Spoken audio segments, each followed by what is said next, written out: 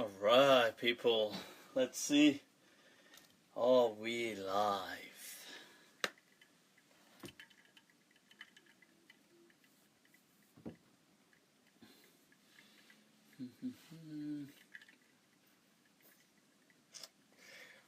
Alright, am I?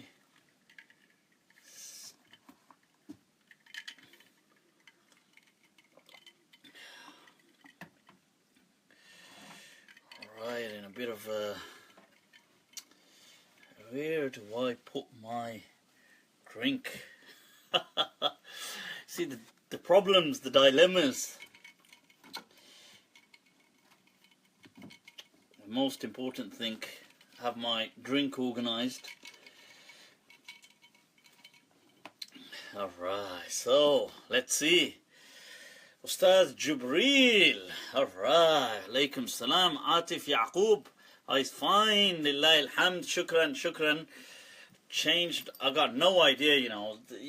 With the football references. Right, so let's see. Dante's Inferno. You're doing it. Jana mekon. Right, Hamais wa alaykum assalam. Right, people, let's begin. Inna alhamdulillahi wa kafa. Wa salatu wa salamu ala rasulih al-Mustafa. Wa ala ibadihi alladhina irtada. Wa man bihudahum ihtada. Wa bi athari ahli al-Madinati iqtafa. Wa ba'd. Right, fa salamullahi alaykum wa rahmatuhu ta'ala wa barakatuh. No idea, people. You can, no point asking me questions on football. These things are, you know, they're just not from my understanding. I can't understand. I think that's the one thing I might be a bit autistic towards. Towards the, not playing sport, that part I can understand, although I don't play so many sports. But I think understanding the fascination around them, I can't relate to that at all. So,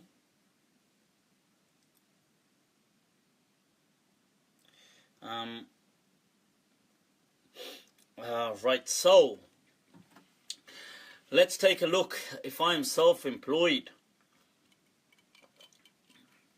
similar thongs. Similar Did I just read? Was that part of a question? I got no idea.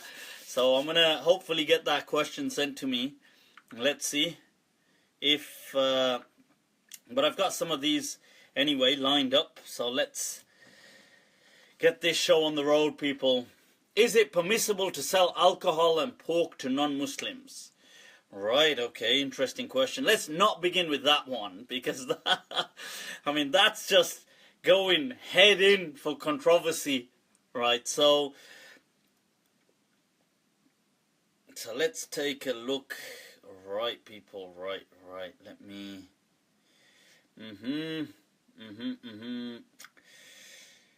Right, so I'm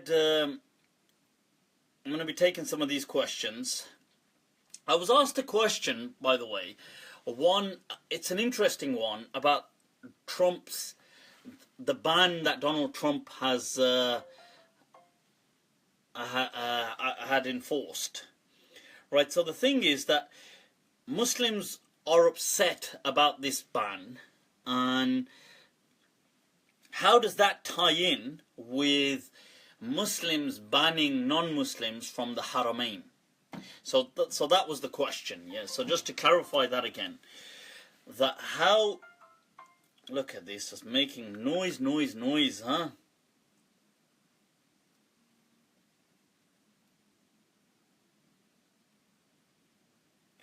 Right, okay, so the thing is that, so Muslims don't allow non-Muslims to enter the Haramain. How can they object? This was the question. How can they object to Donald Trump's ban? Is this not double standards?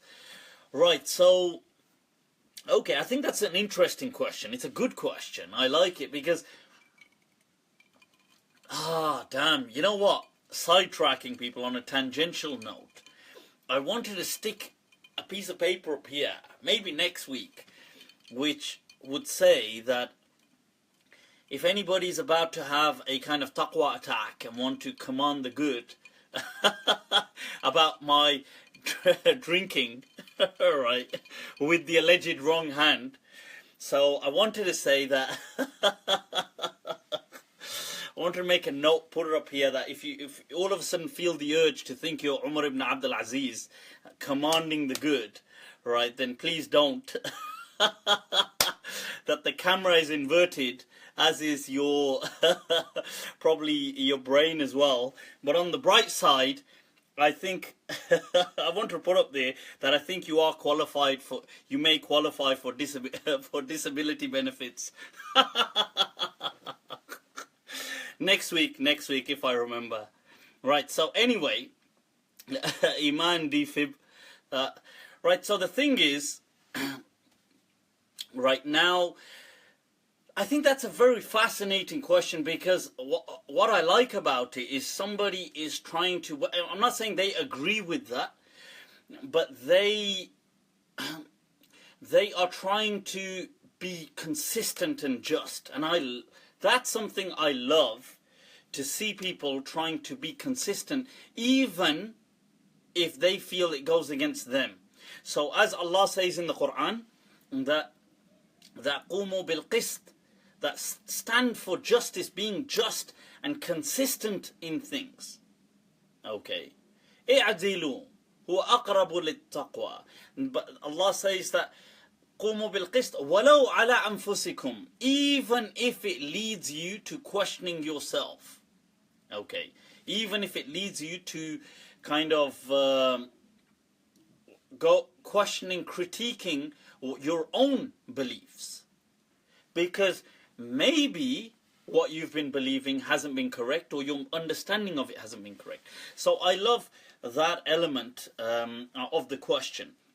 The thing is, I don't think these are double standards, by the way, because there is a distinction between saying, let's say we have, first of all, there is ikhtilaf in can non-Muslims attend the Haramain. People traditionally, like Imam Abu Hanifa and other ulama, did disagree with the other imams, like Imam Malik and so on, and other people. And Imam Abu Hanifa did argue, as did others with him, that non-Muslims can enter the Haramain. Okay, they can enter any masjid. Most Muslims, most scholars believe that non-Muslims can enter masjids. There is no problem with this. Okay, no need to freak out. Muslims can enter. The ikhtilaf has been on the Haramain. Or I suppose for Imam Abu Hanifa, Haram al-Makki, because the Hanafi madhab doesn't recognize Medina to be a haram, like the way the other madhabs recognize it as a haram. They recognize it to be a holy place, but they don't recognize it to be a sanctuary, which has a technical, it has a legal, or legal is a strong word, but it has a particular status of a sanctuary status in which nothing can be violated, not even, for example, like a plant or a tree or anything cannot be violated within a sanctuary within Islam. So Medina is a haram according to the majority of the madhabs. According to the Hanafi madhab, Medina is not a haram. Only Mecca is a haram. According to the Maliki madhab, obviously both are haram, but Medina is actually more virtuous than Mecca. So the most virtuous and most sanctified place on earth, according to Imam Malik and the predominant Maliki madhab, although there is some difference of opinion, but predominantly speaking, Medina is more virtuous and better than Mecca. Okay, so a lot of people sometimes don't know that, but that's according to the school of Medina, so the Maliki madhab. Imam Malik. Alright. Right, so the thing is, now, so that's just to give you some background to all of this. Nobody denies that during the Prophet's time, non-Muslims came to Medina. And they lived in Mecca, obviously they lived in Mecca. That's where, because the Prophet had moved to Medina, non-Muslims were in Mecca. The thing is, during the Prophet's life, okay, people could argue that the Prophet never had control over Mecca, but he did have over Medina. And non-Muslims were there. There's a hadith in Sahih Muslim where somebody who had tried to attack the Messenger of Allah, he was held captive within the mosque. So the Prophet had him held within the masjid, and he fed him and took care of him within the masjid. Nobody denies these events. The question is that, okay, towards the end, even though that was in the final years of the Prophet's life, but let's say with Hajjatul Wada, once Islam has kind of, that's it, the message is complete and the Prophet ﷺ is to be no more, do these places become sanctuaries? I mean, do they become inaccessible to non-Muslims? A lot of the Muslim scholars felt that they become inaccessible, the Haramain. I think there were reasons that they did this, and the key reasons, although they justify it with religious scripture like إِنَّمَا الْمُشْرِكُونَ النَّجَسِ فَلَا يَقْرَبُوا مَسْجِدَ الْحَرَامِ بَعْدَ عَامِهِمْ هَذَا. This verse of the Quran, that do not that the mushrikeen are najas and they should not approach the Masjid al-Haram ba'da amim hadha, after this year, after the Hajjatul Wada. The thing is that they do justify it with this, but I think there also was the element of just safeguarding. That there had been too many attacks, there were conspiracies, Islam was still early and new, and it was in its infancy stages, even though the Prophet ﷺ had completed the message, but Islam was still in its approaching its youth. It was still very young. In this time, like even after the Prophet ﷺ, there were several attempts, like by Musaylim al-Kadhab and other people, to destabilize Islam. Now, so I think with these things in mind, and obviously the verse, most scholars ruled to prohibit and proscribe the entrance of non-Muslims into the Haramain, these being the two holy sites, on religious grounds and also a kind of political safeguarding to save, that this is just ibadah takes place here. And by the way, let's clarify, by Haramul Madani, in Medina, the Haram is not the Medinan city today. So the entire city of Medina in the Prophet's time probably fitted inside the Prophet's mosque today. Okay, so just to give you that idea. So Baqi', which commonly known as Jannatul Baqi', which is where over 10,000 Sahaba are buried. Many of the Prophet's family are buried, the companions, Imam Malik, all these people are buried. That was traditionally outside of Medina. So today it's obviously just opposite the mosque. You can just, there's Baqi', but it was traditionally outside the city of Medina. So the question was just these places, that's it. The actual Haram was inside. It wasn't the whole city of Medina, it was inside. But the point is anyway, getting to that this was seen as worship and also safeguarding and kind of for, and why would people want to come here anyway? So what was the purpose of people wanting to come there? Although Imam Abu Hanifa still disagreed and said that the najas, innamal mushrikun and najas, here Allah was speaking about a kind of not that they are actually impure. He had argued that this was just more meaningful as opposed to literal, and it was speaking about the kind of fitan and fasad that they may come up with, but not in general. So anyway, this is the difference of opinion. This now tying into saying, well, Muslims from select countries can't come to the United States, let's say. It's very different, because that's an entire country which plays a powerful role today in the world.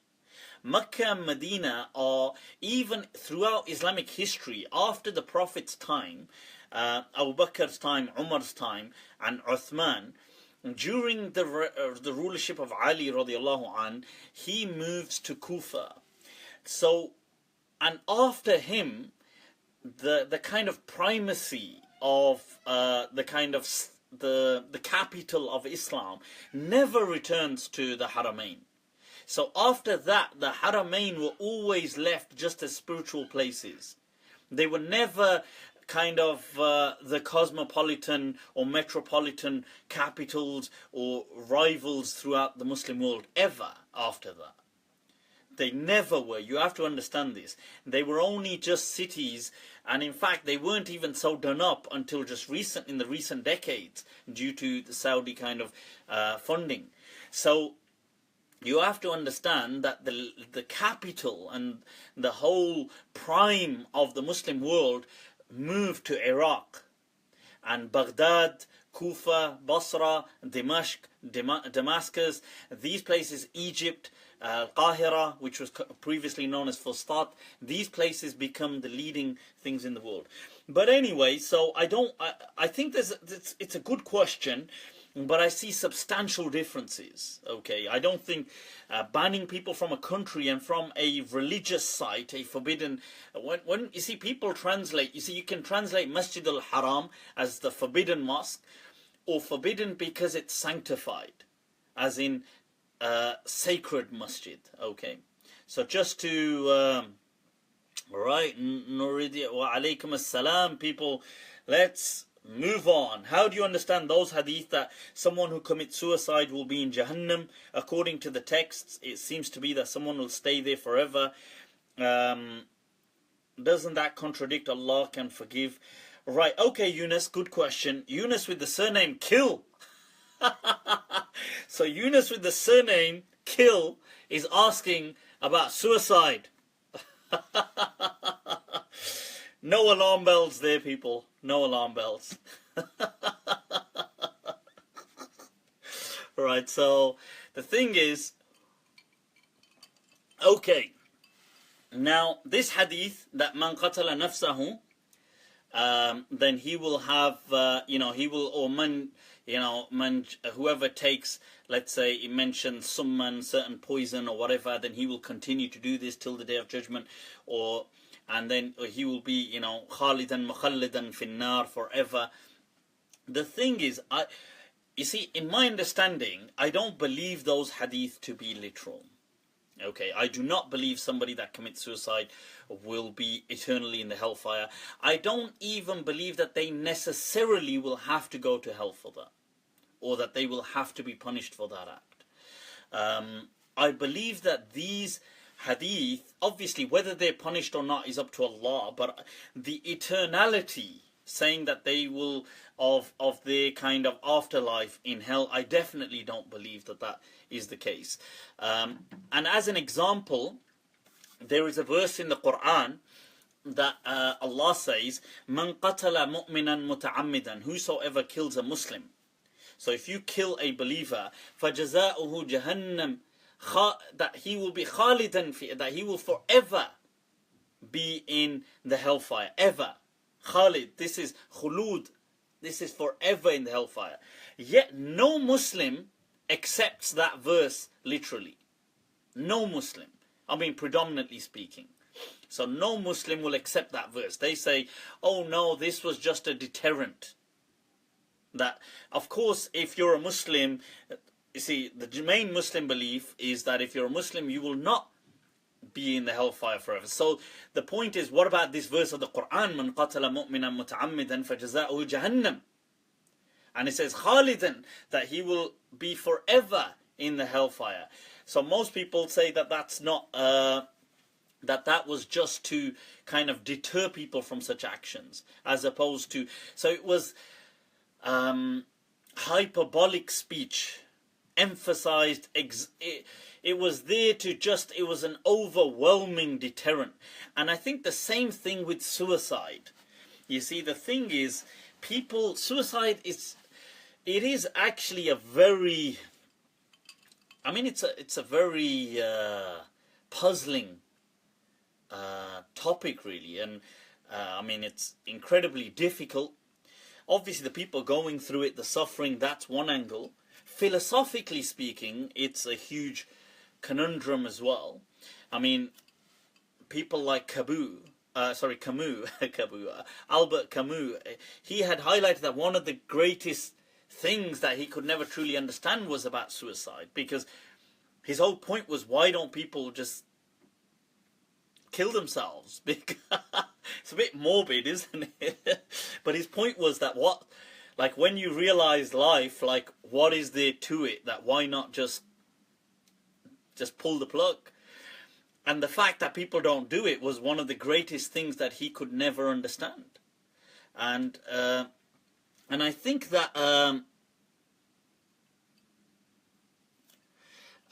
you see, Yunus Kill had added, why use this language of Khalidan? Well, why use it in the other verse? It's to really scare the hell out of people so they don't do it. Okay.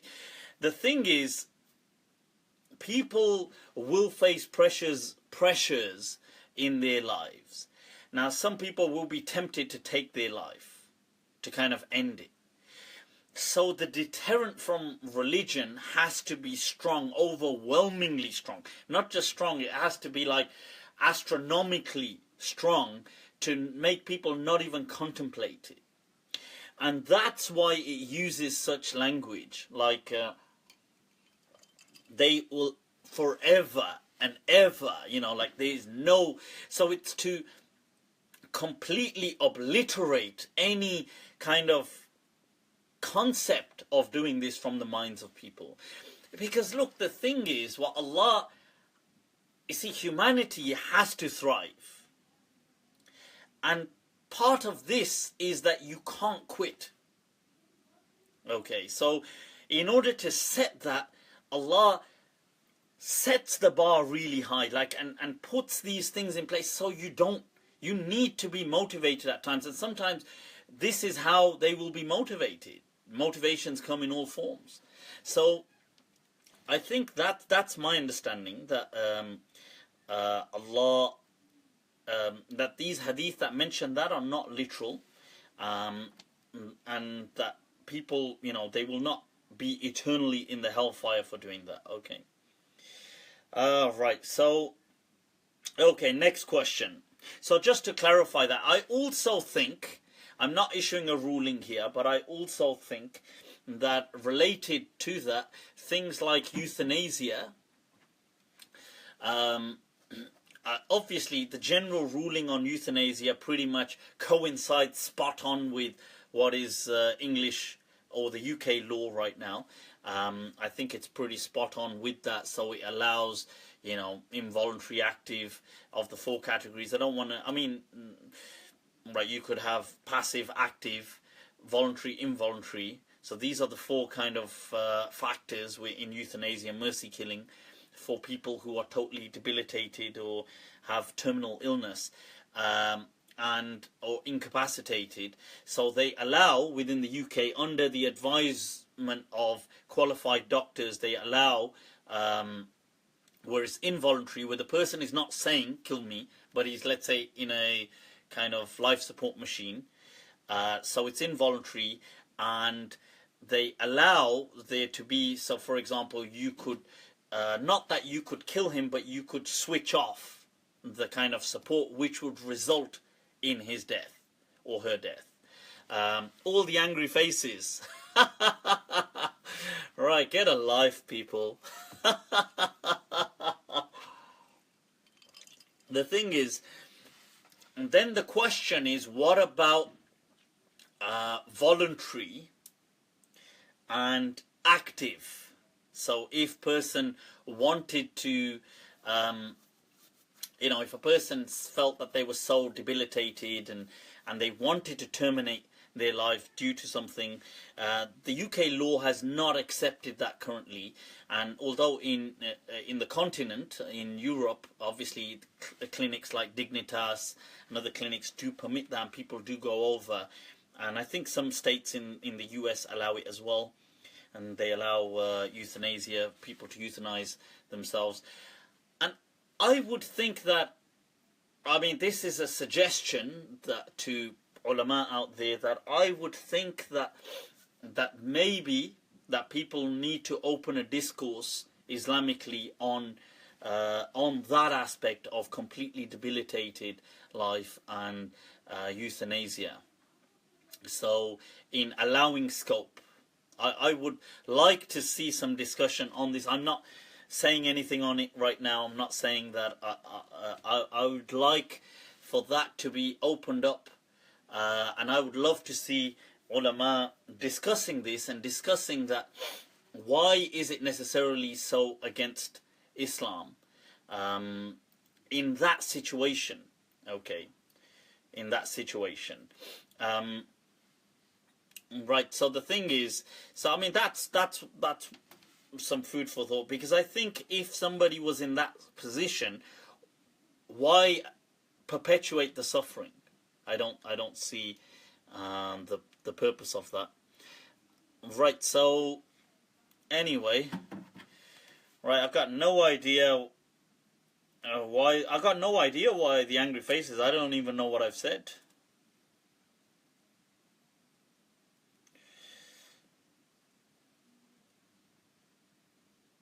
Right, so the thing is, okay, let's get to the next question. Just to, because I mean, the reason I say that is I think it's a shame that we've come to a point where we can't even discuss certain things because we feel religion doesn't even allow us to discuss. It does. And I actually would be interested in these kind of discussions because I feel that Islam does value, obviously it values the quality of life, but I think it does give people a choice not to suffer. So, I mean, this is interesting, so I'd love to see more on this. Okay, so, and I think sometimes, I can see both sides of the arguments, by the way. I can see why people would obviously push people to commit maybe suicide.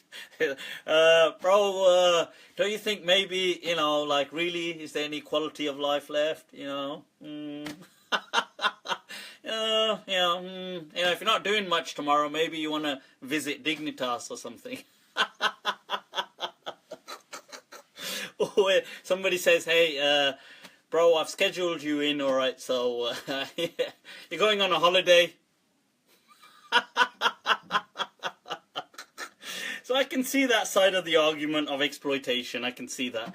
But I think it's also interesting, the flip side is sometimes, is the suffering not really just, is it not really about the people around them as opposed to the person?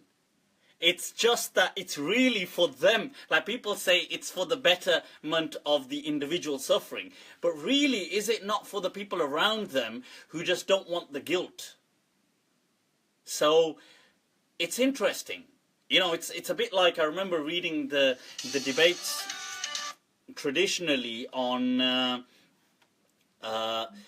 not debate, sorry, about the kind of thing on the abolition of judicial executions within the UK. So when they banned proscribed hangings in, I think it was 1965, proscribed, and I'm against all forms of capital punishment. I don't believe in capital punishment, and my understanding is Islam would not condone them given our circumstances today.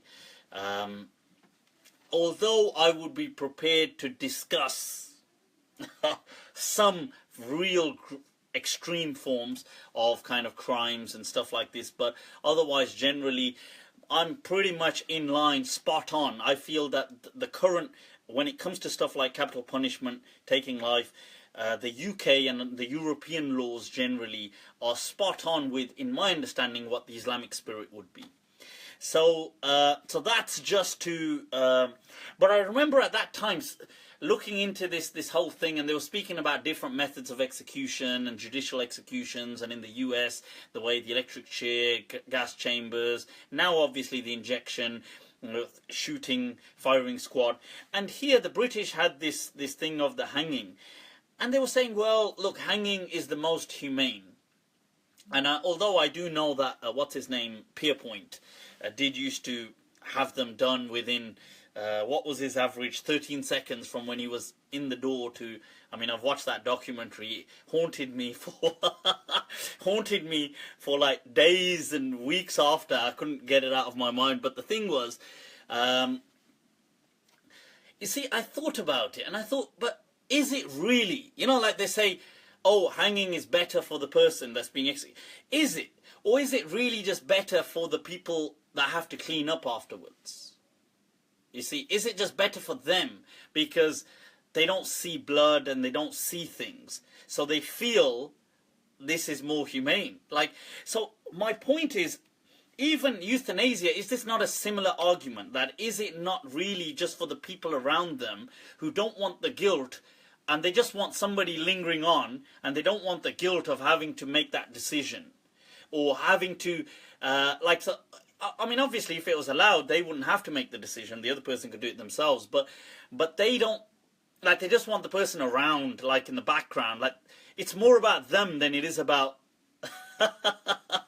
But it is true, isn't it? Like Omar there saying about clean up, but it's true. I think really, is it not just about the people around? You know, they say, oh, this is more humane. Is it more humane? I mean, for God's sake. You know, it's like you think, oh, God. Anyway, let's not go into that. Right. I'm going to need a steam room session afterwards to kind of otherwise unwind. You know, like sometimes you start contemplating, damn, like if somebody said, you got to go, what, which way? You know, these kind of morbid thoughts, and you're thinking, well, I definitely don't want that way, and I definitely, God, you can't help but think, maybe the guillotine actually, because it'll just be so quick. Right, so anyway, let's get back to these questions. Right, where have I? Come on, I've lost the questions.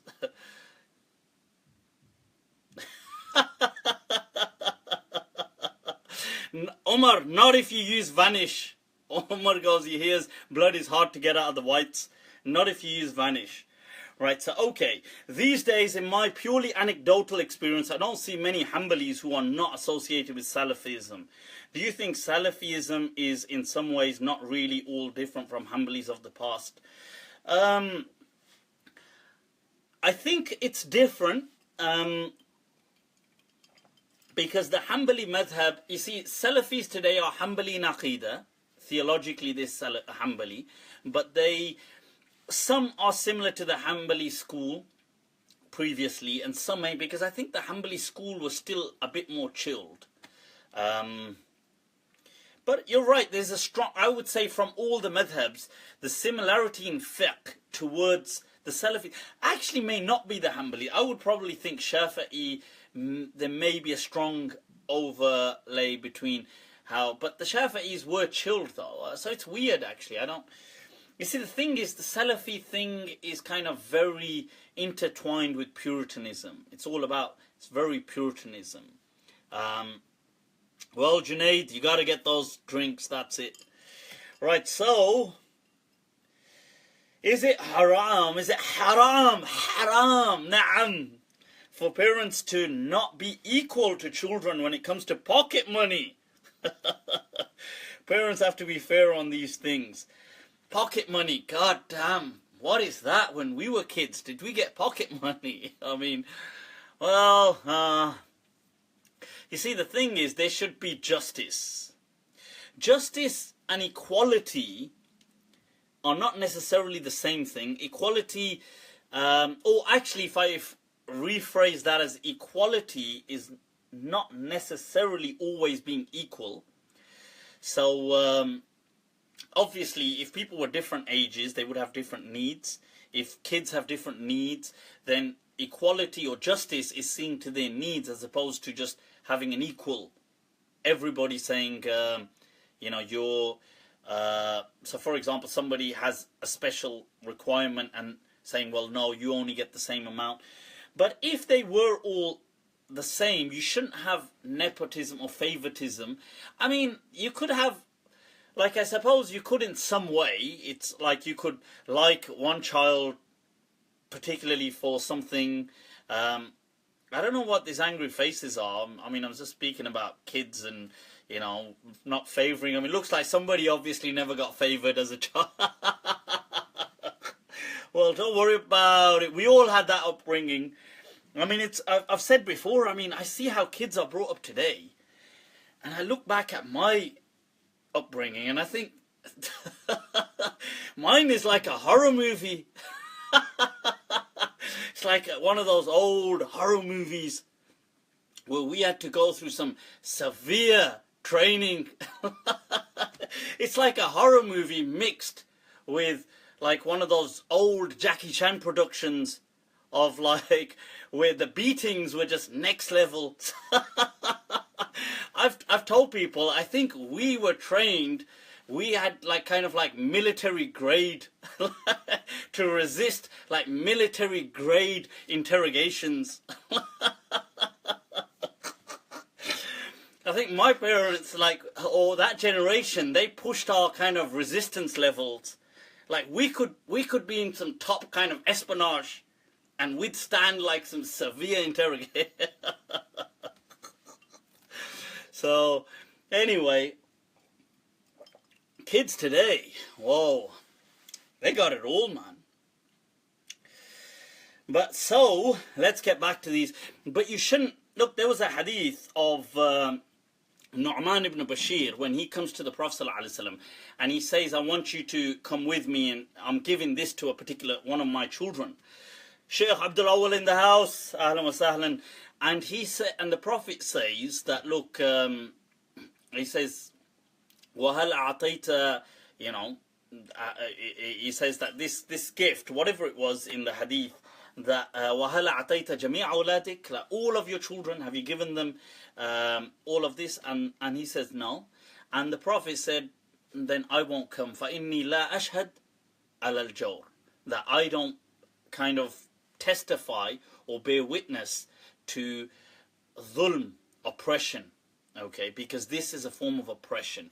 And you shouldn't really do that unless it's, I mean, you could yourself, maybe you find one child a bit more cute or a bit more adorable in a particular way, and that could be of different things. Like, so for example, some children, whilst they're still small, I mean mine are still small, so they're still in the cute stage, right? So you have that, but the smaller they are, the more cuter they are. So obviously more devilish they are as well, but they have that kind of adorability. So you'll be like, oh, and it's like I realized I was speaking to my Layla, my daughter is 5 now, she's older, but I remember speaking to her one of these days with right, let me get this see to these angry faces. Alright, so the thing is now, right now, the thing is, I remember, so I was saying I was speaking to her and I was doing like, I was doing all this kind of baby talk, and then she's looking at me like, why are you so retarded? And it hit me that, oh yeah, you can't really do that with them anymore. Whereas I suppose with the younger one, you still can. So the thing is, you have this adorability, but that doesn't mean you should be, like, you know, you shouldn't discriminate to an extent that would lead to kind of almost bad blood. I mean, some discrimination, I mean, not discrimination, but some differentiation is important, but not on to that extent. Okay. Right, next question. So, right, if you mess up Imam's flow, it messes up. Should people correct the Imam's recitation? Should people correct the Imam's recitation? Yeah, I mean, you can do if it's wrong. I mean, you don't have to. You can do if he's stuck. Or if he's, but you shouldn't do it as a kind of show. You shouldn't do it as a kind of, hey, you got this wrong. You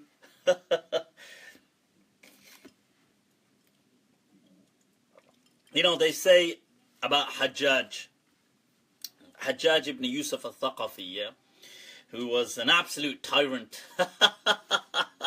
He was like the Stalin times 100 or something back then. Absolute tyrant, but at the same time, the guy, on his some of his Islamic things, he was a bit too, and one of the things he prided himself on was Arabic, the Arabic language. Right, so he used to really pride himself on the Arabic language. And he used to pride himself on his memorization of the Quran. So, so this one time, whilst he's leading Salah, because at that time, like I've mentioned previously, it was the governors who led the main Salahs and things. So he's leading the Salah, and he forgets a verse. So this is him, the Al-Hajjaj, people, Al-Hajjaj. So Hajjaj ibn Yusuf al-Thaqafi. So he's kind of, So he's reciting again, and he keeps getting stuck. So then he's just silent. And the people behind him say, well, he can go to hell. He thinks he's such a hard knock, we're not going to tell him. So they just stay silent. So then he reads the verse. He goes, مَا لَكُمْ لَا تَنْطِقُونَ.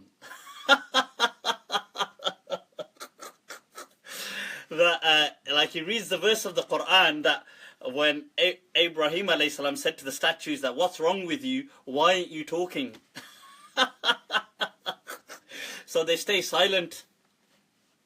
Then he reads, he says, لَأُصَلِّبَنَّكُمْ فِي جُذُوعِ النَّخْلِ وَلَأُقَطِّعَنَّكُمْ. He says, I am going to crucify you, and in the trees I will hang you. I will cut you up. He reads that verse. And they just obviously ignore him still. And then he thinks, then he just goes into ruku'. He just says, forget it with these guys. But you see these, the people back then, they had this kind of pride as well, though. You gotta say, they, in their own way, they had this kind of thing, right? This kind of pride. I was reading the other day about, Imam Ibn Shubruma, the Qadi. Now, he was one of the major scholars of Iraq, and he was a contemporary of Imam Malik and also Imam Abu Hanifa. And so the thing is, so the thing is, anyway, he has this, and I've quoted him before previously. So those of you that have watched my Ayesha, Age of Ayesha radiallahu anha video, if you haven't, then do watch that. In the Age of Ayesha video, I do highlight that he was one of the most vocal people who clearly, categorically highlighted and stated that any underage marriages or trying to marry a girl that is not nubile or anything categorically is haram, and he emphasized against this. And one of the early people to be very vocal about it was Imam Ibn Shubruma, or Qadi Ibn Shubruma. His name is Abdullah Ibn Shubruma. But anyway, but I was reading about him, and he is a legend, and he has his own madhab, which was followed for a little while, and his opinions are still transmitted today in the books of fiqh and Islamic tradition. But there was this thing about him that they say when he would go to the masjid to join Salah, he would walk to the right hand side. So let's say you've got two rows, and some people are standing in the middle of the second row, or towards the left, or wherever they've kind of stood. He would just go right to the right hand side, and he would just stand there and join Salah on his own, like. And he would say, like, he would let the row kind of complete until it meets him. And if it didn't, let's say if, nobody else came, then when the Imam was about to go into ruku, he would like quickly move up and... And this was because he was like, hell yeah, like I want to be in the right side of the saf, of the row. That was his kind of... they say it was min al-i'tidad bin nafs. It was his, that I am something, in that way. And he would be on the right. And he was a major mujtahid. So it was basically his line. Those of you that know the Bollywood line, that, the old line, that जहां हम खड़े होते हैं line वहीं से शुरू होती है.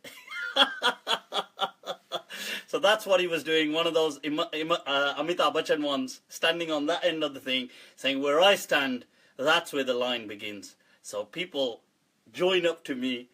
But anyway, it's interesting to read about people like that. Their kind of personality humanizes the whole thing.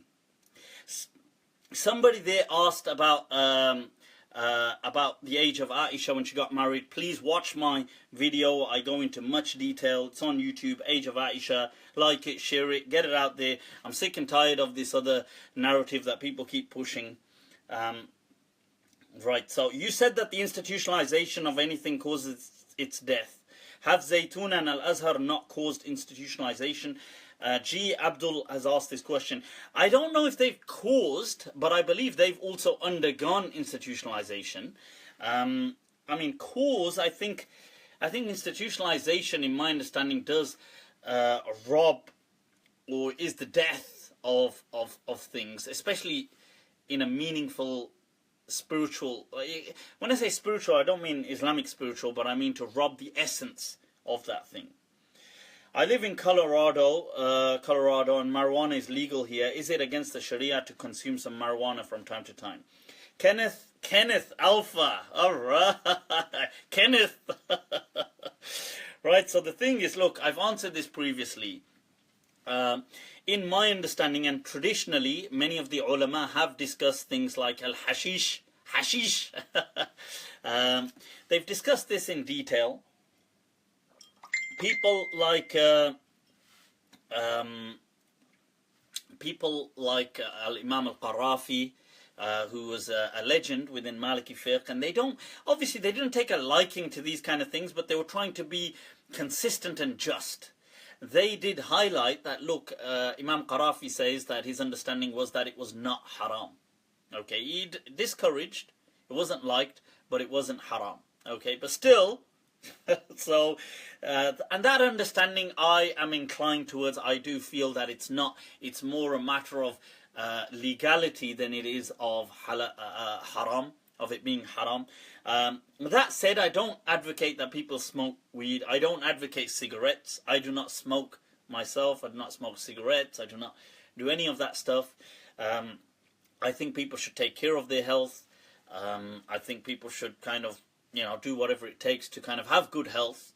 It is a sihha wal faragh, as the hadith says. Your spare time and good health are ni'matani maghbunun fihima kathirun min an-nas. That two blessings which most people kind of are deluded about is good health and free time. Now, I totally support that. That said, I do believe, I'm not talking about your kind of drug dealer kind of weed and stuff like this. I'm talking about what is medical marijuana, so it isn't laced with other chemicals and stuff. I do believe that the other thing, and this is, okay, I've read some reports on this and stuff like this when I was doing my psychology degree, but people can, disagree with this, but I would feel that is less harmful than smoking tobacco. Smoking tobacco is probably more harmful to you than smoking things like the kind of medical graded marijuana, in my understanding. But the thing with drugs, more dangerous than the actual consumption, is the culture associated. So there's a whole kind of drug life culture that comes with drugs. That is the problem.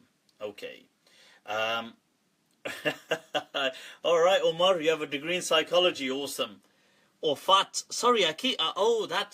Fat must stand for Fatima. Right, so sorry, I've been calling Fatima Umar. So the thing is that, look, the drug culture, I do believe to be haram. Okay, so drug dealing is haram. That kind of exploitation that takes place within the drug life is haram. Ruining people's lives is haram.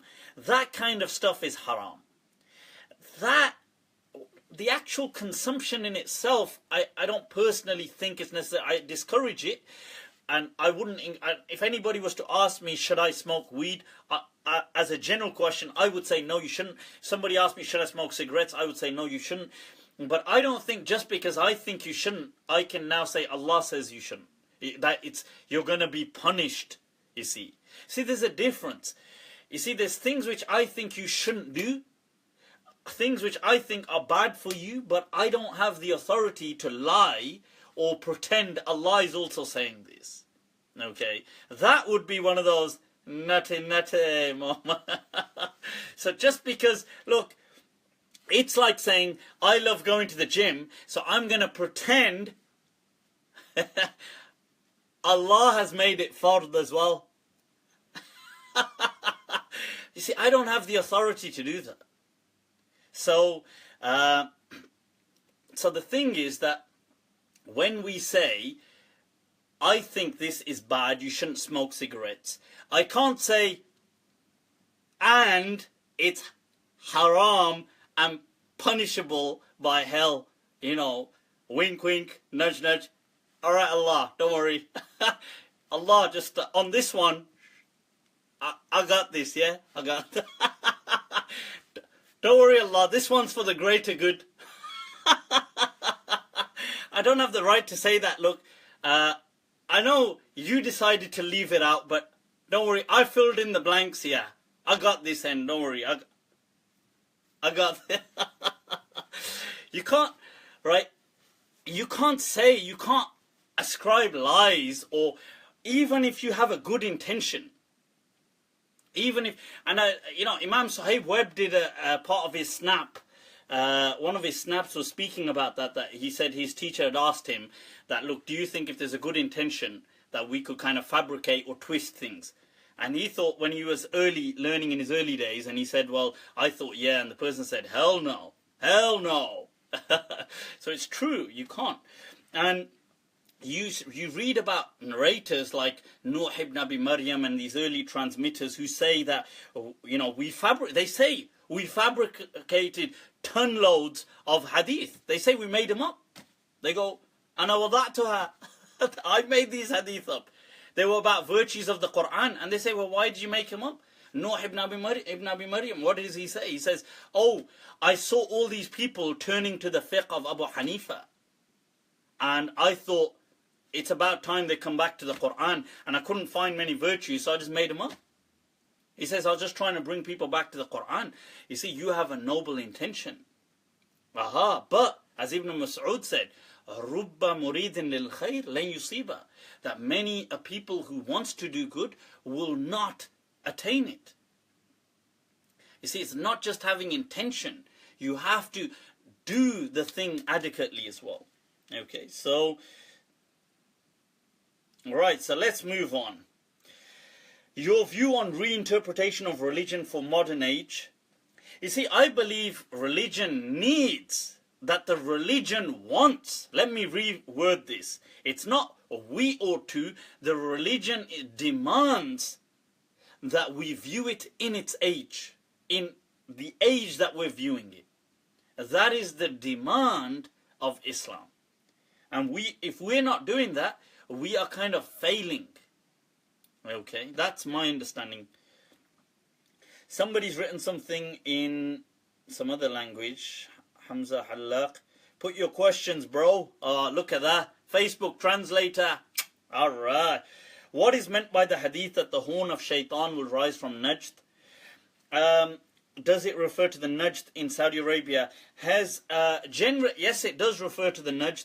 The hadith was that the Prophet ﷺ was speaking about scales and things like this, and he said that Allahumma barik fi yamanina, or Allahumma barik, fi muddina, barik, bless this place, barik, bless Medina, barik Shamana, Sham, the land of Sham, the Levant region, Syria, modern day Syria, Lebanon, Jordan, that kind of area.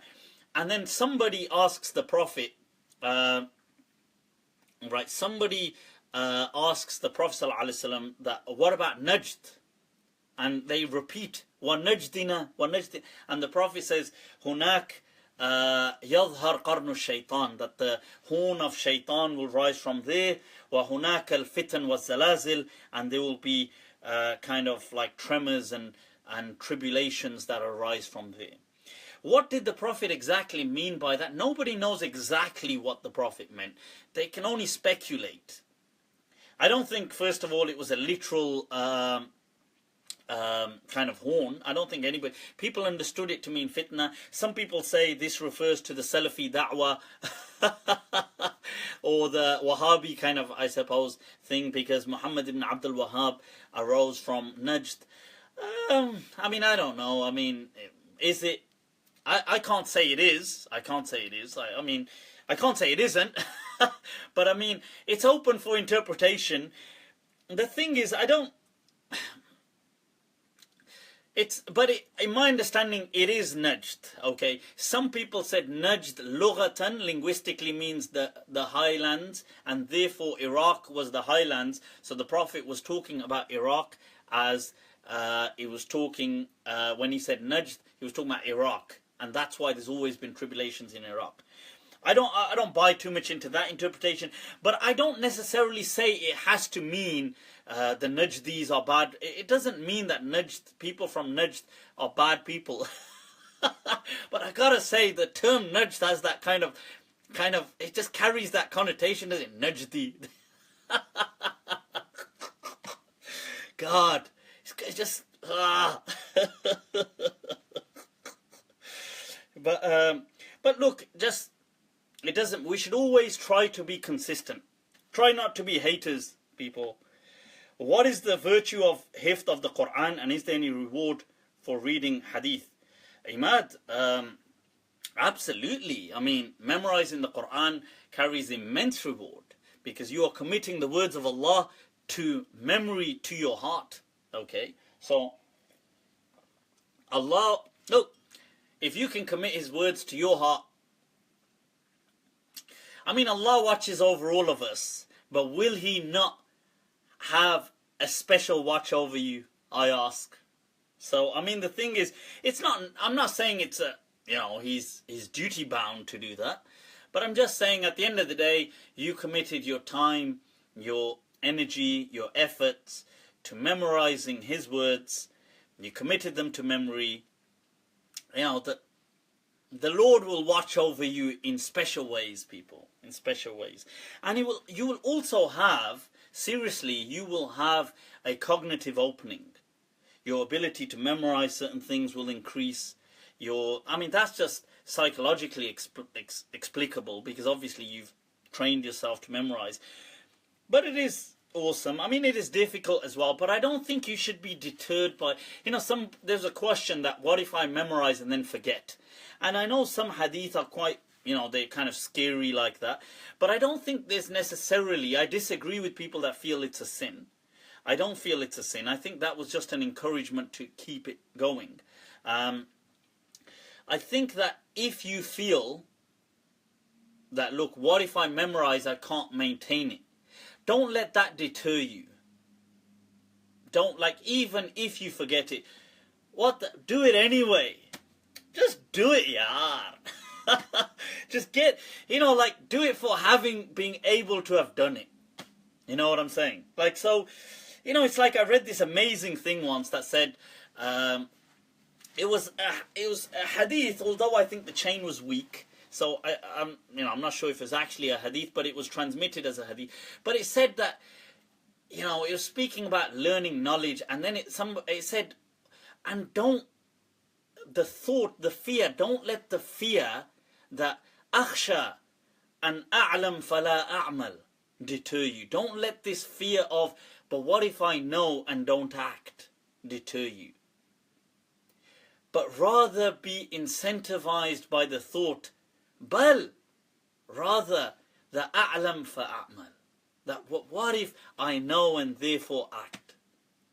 You see, the thing is that the Prophet, or this message, is always there to encourage, to incentivize. They say that the Prophet loved anything that had a good omen in it, that gave you, motivated you to do something good. That's a hadith in Tirmidhi, that the Prophet ﷺ kana yuhibbul fa'al, that he would love anything with a good omen, even if it didn't have a reality to it, but it made you do good. Do you understand?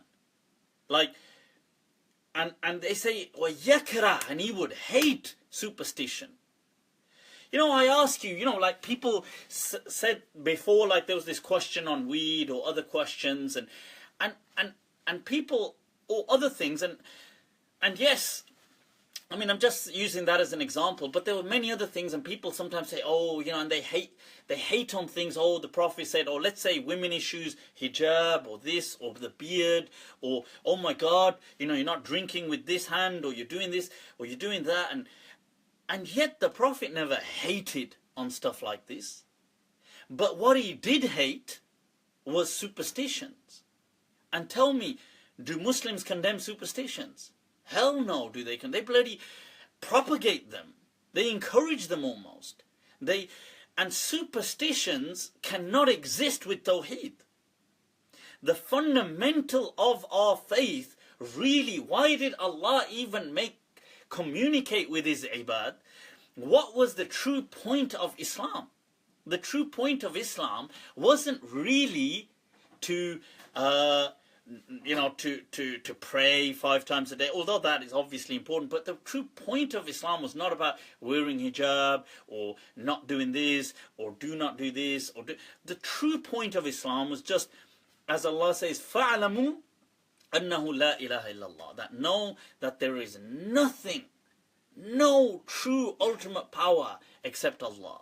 This was the true message of Islam, which along the way got lost in all this kind of apparatus that came with it. You can imagine. I know. No. Right, so the thing is, the true message got lost with superstition. Everybody now, oh my God, I got this evil eye, oh my God, I got possessed, oh my God, I broke a mirror, oh my God, a black cat walked in front of me, oh my God, what's the horoscope saying, oh my God, what's my dream for istikhara saying, oh my God, what's, you know, like all this kind of nonsense, utter nonsense, right, all this. And the truth is that, look, when Allah revealed religion, this was the true reason. But yes, most people, right, most people cannot, you know, they can't, Allah, I believe that the true ultimate, the ultimate kind of requirement or goal of Islam was really to have this awareness of Allah, and this kind of, almost like a struggle to understand like Allah, and understand, like, to make sense is a better word, of creation and Allah. This contemplation was the ultimate. That's what Ibn Rushd wrote. But I think most people couldn't handle that. They will never, because most people will never be true thinkers like to that level. So for them, along the way, Allah, there's like a spectrum. He put other things that, look, you won't have the, I tell you what, you can, I mean, keep preoccupied in these rituals, in worship, in pray 5 times, do Hajj, fast, do this, do that. And this was for most people who will almost be preoccupied on the lowest levels of, let's say, Maslow's hierarchy of needs.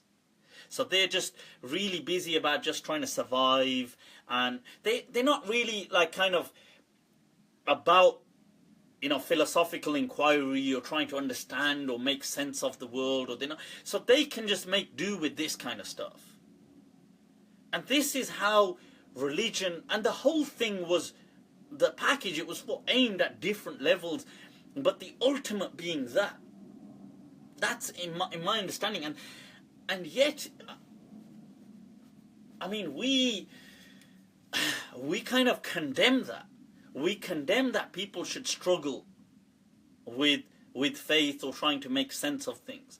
And, you know, I hear questions all the time about people struggling with faith, and really many great Imams, people like Imam Ghazali, struggled with his faith. People like Saifuddin al-Amidi, you know, one of the great legendary Usuliyin, his book Al-Ihkam, major book in Usul, they say he left the faith even for maybe whether it was weeks or whatever. But people struggled because they truly tried to make meaning of You know, it's easy to just have blind dogma, to just say, I believe this, and I don't want to question things, but to truly make sense of things, it's a struggle, and it will be a lifelong struggle.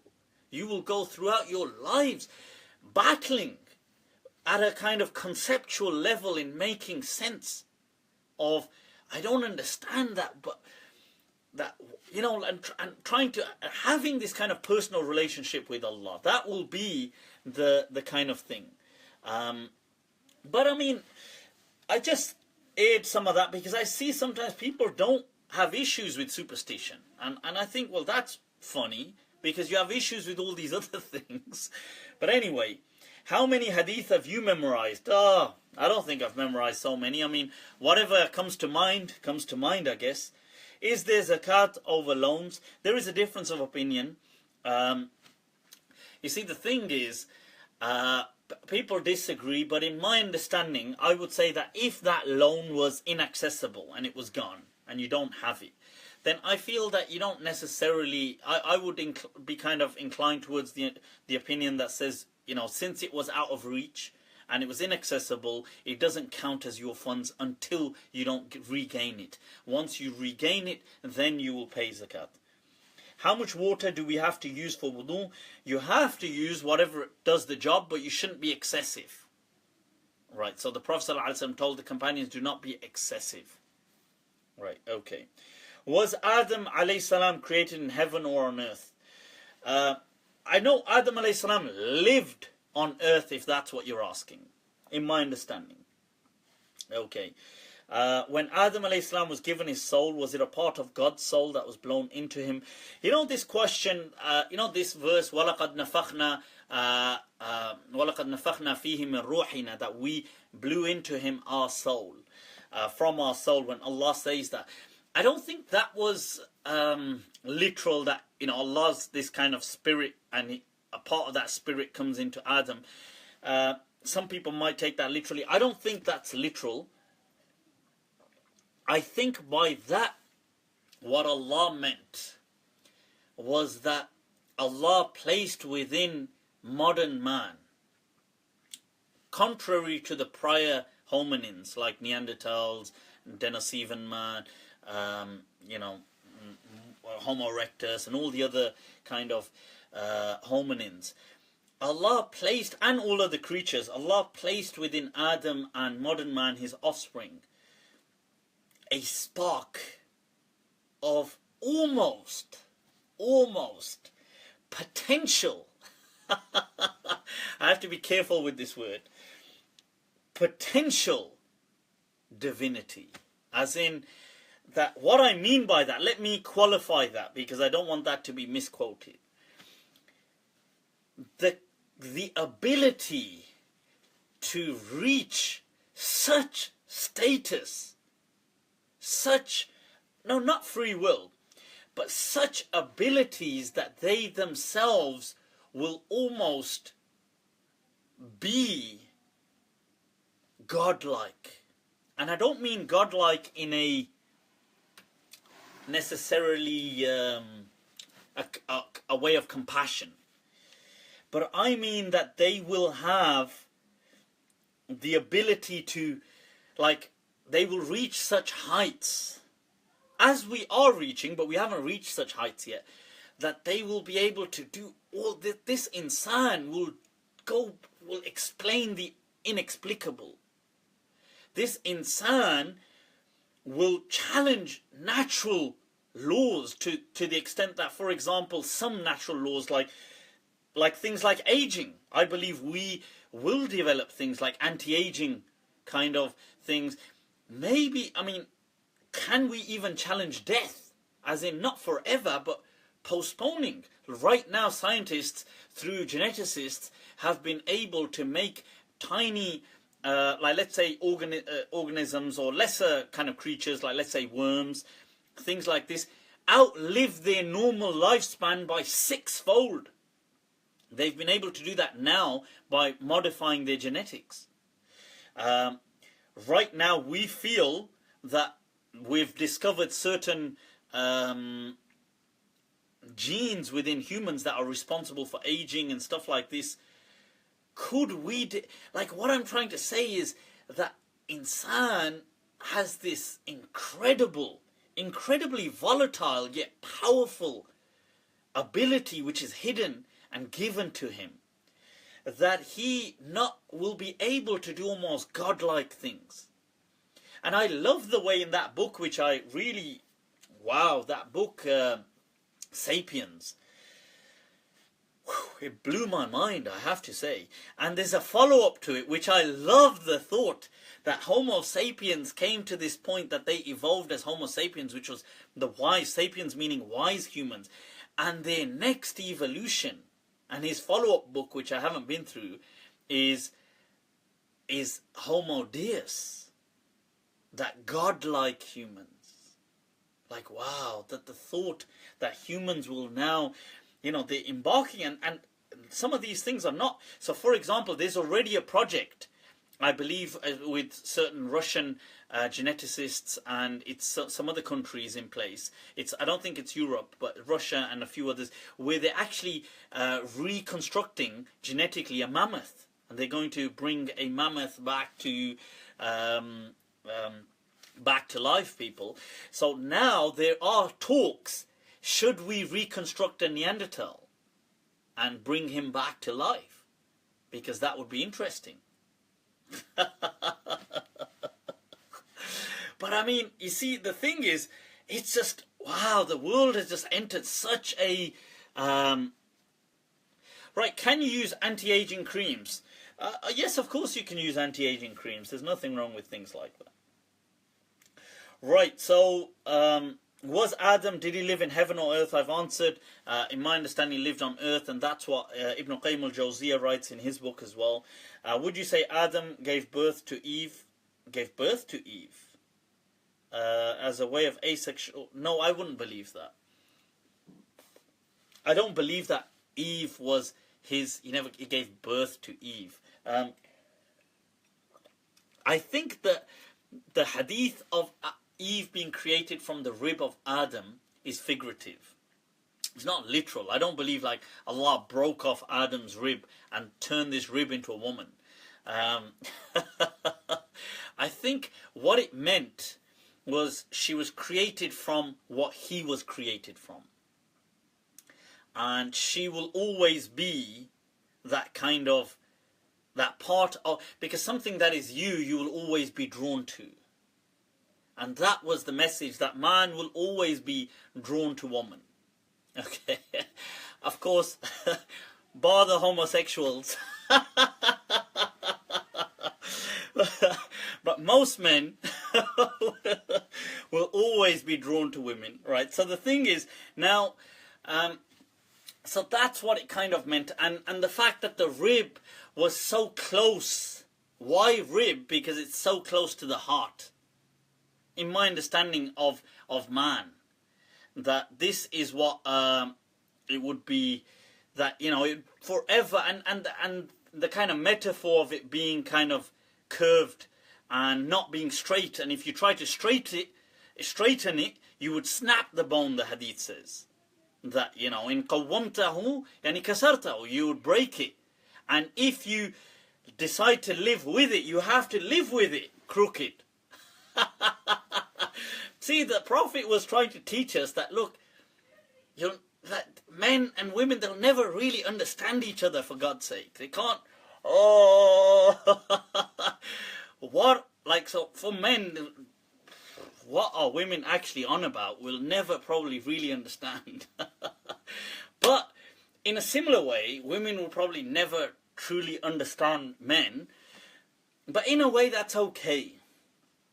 You see, it's okay to be like that. So, yeah.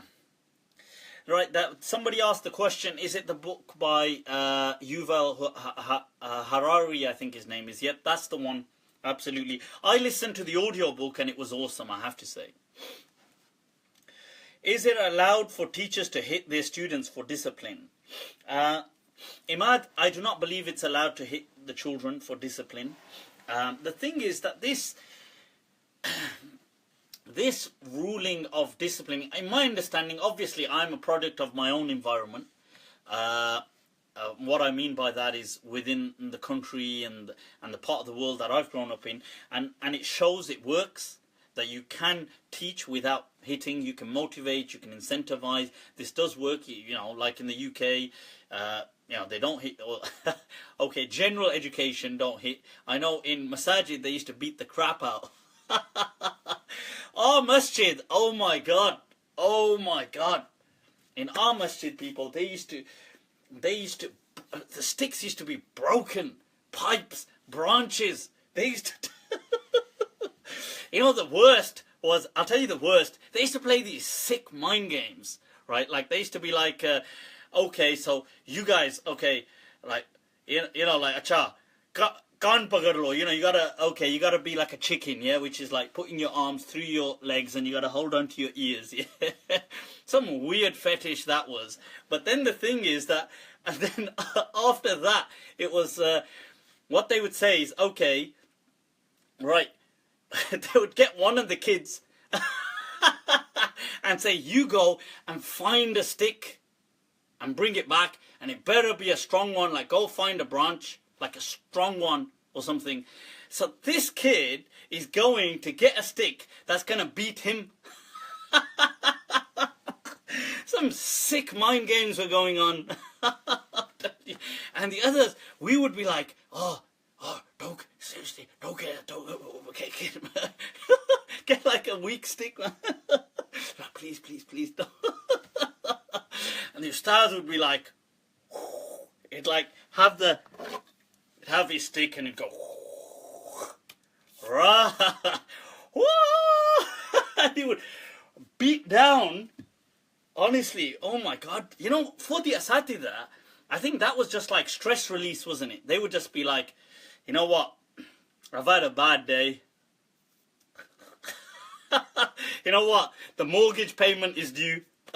I know, I'm gonna beat the hell out of some of these kids and take my frustration out. So I mean, right, so anyway, so I don't believe you can beat kids up, okay, so I completely condemn that. Can you explain the ayah about the cutting of the hand of the sariq? Does it necessarily... I've answered this previously, that look, there are differences of opinion, and contrary to what people think, within the Maliki madhab, there was, along the way, so there was scholars like Abul Qasim al-Burzuli, who was around in the 700s, so about 700 years ago, from northwest Africa, who had ruled in his time that, look, he believed that the maqasid, the objectives of the Sharia, demanded that the hudud be substituted. So the punishments like cutting off the hand, stuff like this, stoning, all of this be, I mean, that's if you accept stoning. Some people don't even accept stoning to be a part of this Sharia. But if you did accept it, or whatever the punishments were, executions, to all be substituted in his time for financial penalties, but they could be substituted with other punishments. And this was followed up by several other Maliki ulama as well, and it was challenged by other Malikis, and there was a debate, and it went on. So that view has been there for hundreds of years, way before colonization and way before trying to impress the West. Okay, so just in case people go, oh, was it doing that to impress the West? Oh, early. Well, Imam Burzuli, right, was around long before that. Okay, so, and he highlights that, and I accept that, look, people disagreed with him and stuff like this, but his view, in my understanding, and he also highlights that so for example, Ibn Hajar as well highlights in his Fath al-Bari commentary on Sahih al-Bukhari that that the most apparent opinion of the Hanbali madhab is all hudud tasqutu bit tawbah, that all hudud are dropped with tawbah. So if all hudud, all punishments are dropped by tawbah, then substituting them doesn't seem to be so much of a, you know, like, whoa, all of a sudden.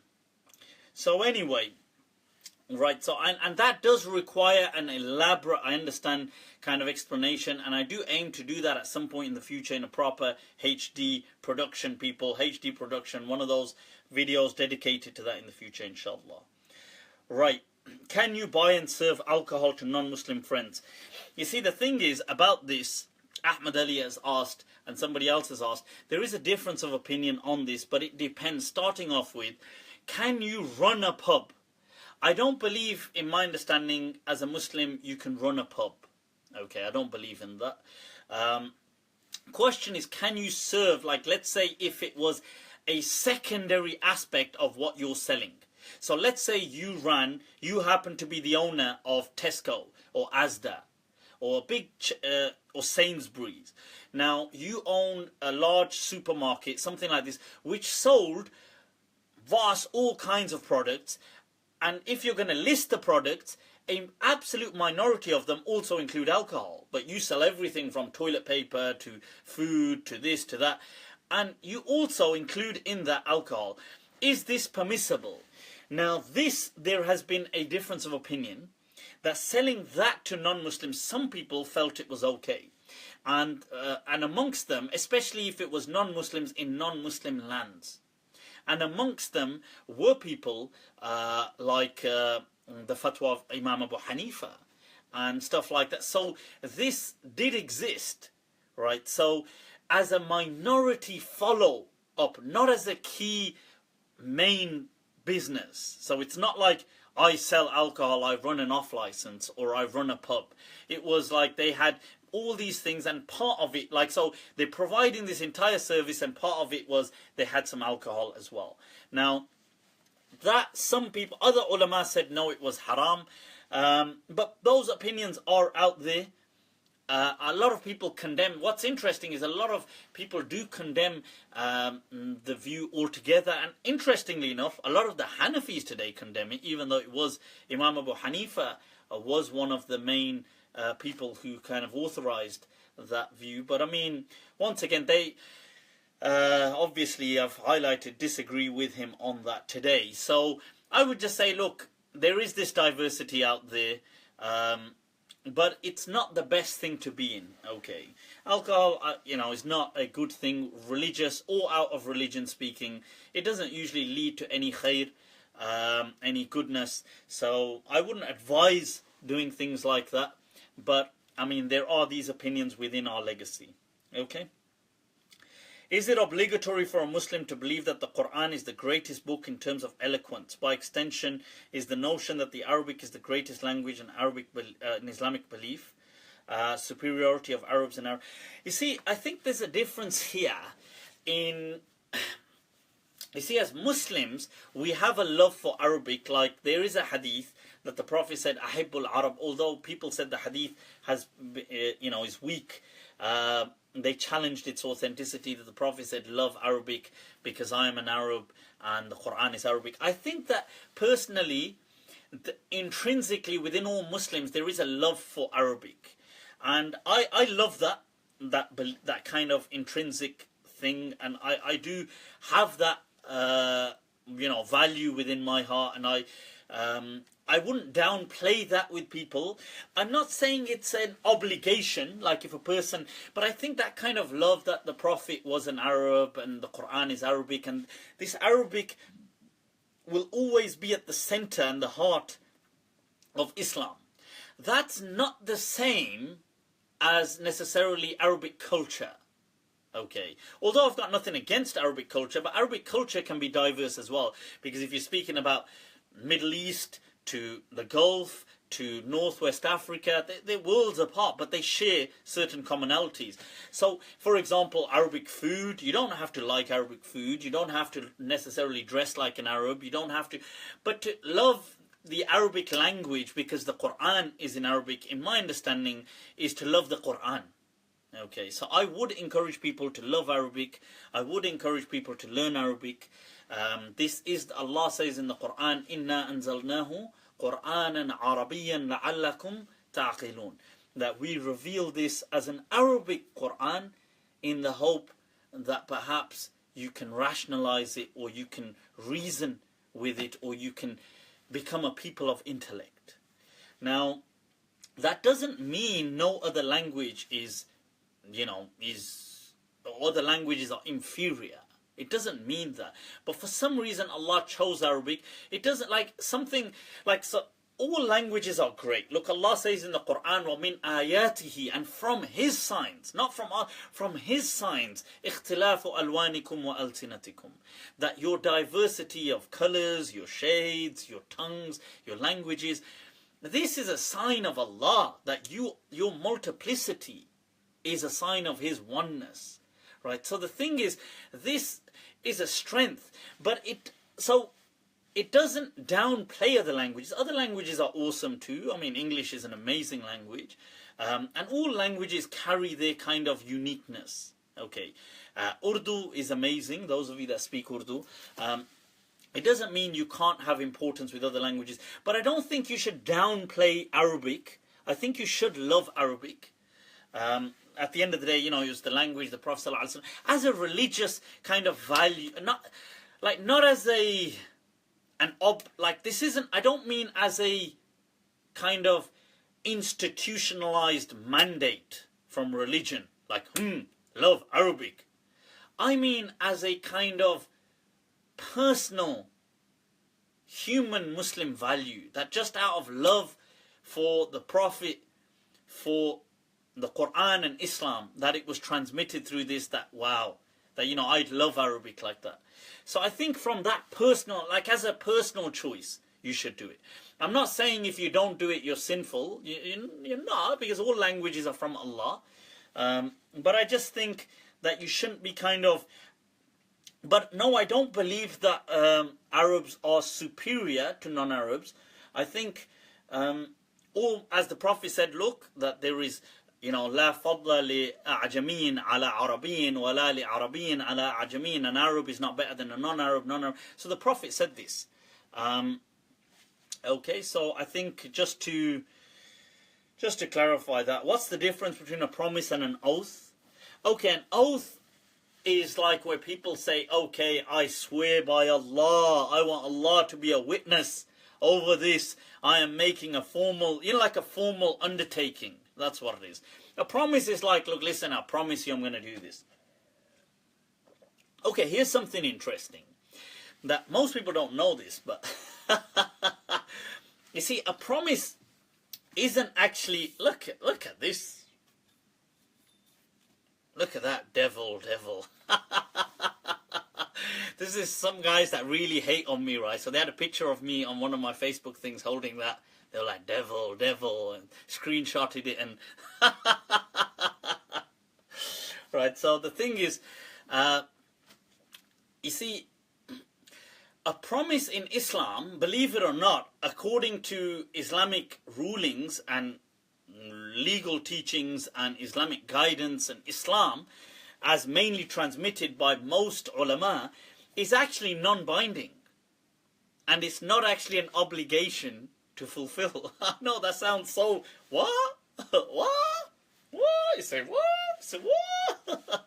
So it reminds you of that kind of that interview shit. You say what? You say what? The house is on fire. So the thing is, it's actually quite shocking, but a promise isn't actually binding according to the majority of the fuqaha of Islam. That's Imam Abu Hanifa, Imam Malik, Imam Shafi'i, Imam Ahmad, Imam, all these people, they do not...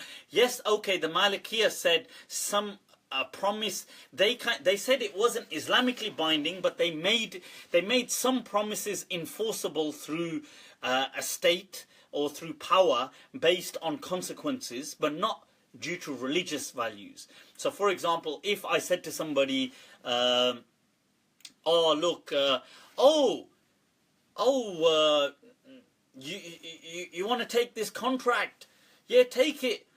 I promise you I'll guarantee any, you know, if there's any shortcomings, I'll fulfill. Like, if you fall short, I will kind of do this, you know, give you whatever you need. Or if somebody said, oh, you need to get married. Oh, go for it. Oh, you haven't got the money. If you do it, I will pay for it. I promise you. So the Maliki madhab said, if somebody now undertook that thing and you couldn't, now they went to you and you reneged and said, just a promise, they said that they would enforce that through the power that they have. So let's say whether it's through a local judge or whatever, but based on as a kind of political decision, and a maslahah decision, not that Allah mandates. It's not a religious ruling. So religiously they all rejected the kind of mandatory nature of a promise, which is shocking because most Muslims actually believe promises are binding. Most people believe that. So I remember when I first learnt that, I was like, huh? What? And the interesting thing is the Hadith says, oh, it's a sign of a hypocrite. That three things, إِذَا وَعَدَ أَخْلَفَ, when he promises, he doesn't live up to his promise. So it's interesting that this hadith, none of these scholars took it, even though it's a Sahih hadith, to kind of took it into consideration with this ruling. None of them. Which goes to show how the scholars would view scripture. They didn't see it the way people see it today. Or some people see it today. And I'll tell you what else is interesting. Going back to Ibn Shubruma, who I quoted earlier on. Ibn Shubruma is the one scholar who said a promise is binding. The one I quoted earlier on, the Jahan hum khade hote hain, line wahin se shuru hoti hai. What's that? Ibn Shubruma, right? He said that he felt a promise was binding. So you will see today all these kind of Islamic banks and all these things in the Muslim world, when they issue their rulings of if you undertake a loan, right, they say that, oh, the loan is binding, whereas technically it's not binding, because according to most of fiqh, okay, I suppose the Maliki injunction aside, but generally, religiously, it's not binding. So they say, oh, and the fatwa in this is given upon the qawl of Ibn Shubruma. So you'll find that even in a lot of the Saudi Arabia kind of fiqhi councils and stuff like that, and Mujamma al-Fiqh al-Islami and the other kind of rulings on this. Anyway, okay. Right, are the addressee of the taslim at the end of the prayer the Kiram and Katibeen? Right, okay, the thing is this, look, Kiram and Katibeen, okay, people, I'm a bit of myth busting, okay, so brace yourselves. You know when they teach you on flight in an aeroplane that if there's any issues, the captain will say, brace, brace. So people, brace, brace. Okay. These angels that people say sit on the shoulders and stuff like this. Right. Okay, first of all, they don't have to start off with, they don't have to be literal like that, like sitting on shoulders to start off with. Right, okay, but you can take them literally, you don't have to take that literally. It just means that, the angel's recording things. Secondly, right, their names are not Kiram and Katibeen.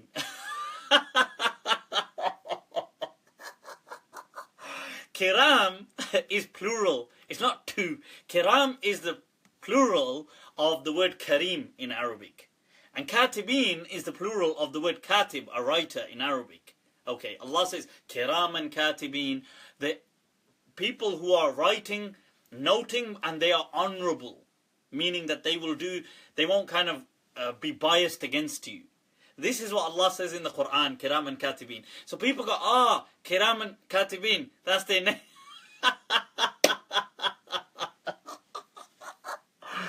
So, so the thing is, so Kiram is not, Kiram is the plural, Kiram is the word, Kiraman is the nasb case, it's the accusative case in grammar for a word. It either ends with, when it ends with tanween, Kiramun, Kiraman, Kiramin, right? So when it ends as Kiraman, when it is an object to a verb, or it's an adverb or whatever, right? The different kind of mansubat cases. So you have Kiraman Katibeen, same thing. So their names are not Kiraman Katibeen.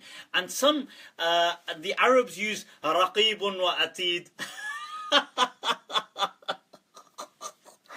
So, the non-Arabs use Kiraman Katibeen, and the Arabs use Raqeebun Atid, right? So the thing is, Raqeeb means somebody watchful, Atid, as in, this is not to, these are descriptions, as in the angels are watchful, they're vigilant, they're careful, they're ready, they're not like, that's what Allah was trying to say. It wasn't telling you, oh, by the way, this is their name.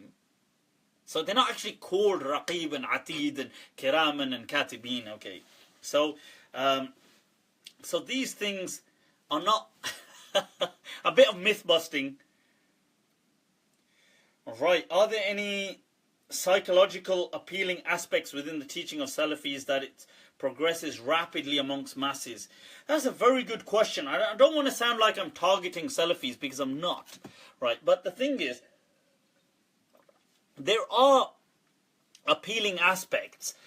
One is the finances behind the Salafi da'wah are immense. So if you look at the Salafi da'wah, has been around for probably, I mean, the kind of, I know they don't like the term Wahhabi, but if we call it for a moment, I don't mean to disparage them, but like the Wahhabi da'wah, going back to Muhammad ibn Abdul Wahhab. Now, or if you want to call this the Salafi, it's just that they never used to call themselves Salafi then. Right, so that's why I'm just saying. But so it's been around about 250 years, whatever, approximately.